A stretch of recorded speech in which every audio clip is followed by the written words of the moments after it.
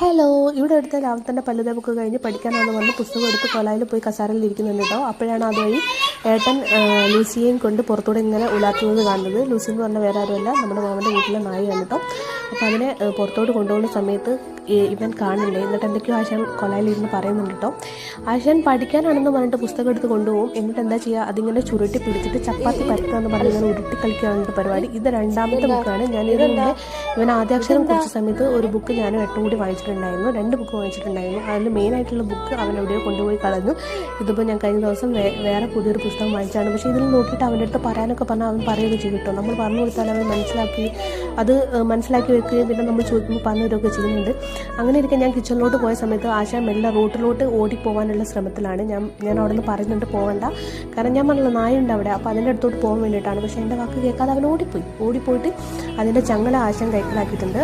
അപ്പം അത് ഇവനെ ഉപദ്രവിക്കുകയൊന്നും ചെയ്യില്ല കേട്ടോ. ഇവനെ ഭയങ്കര ഇഷ്ടമാണ്, ഇവനെ ഉപദ്രവിക്കുകയൊന്നും ചെയ്യില്ല. പക്ഷേ ആശാൻ്റെ അതിൻ്റെ ചങ്ങല ചുടുന്നത് അവനെ ഇഷ്ടമൊന്നുമില്ല. അങ്ങനെ പോയി.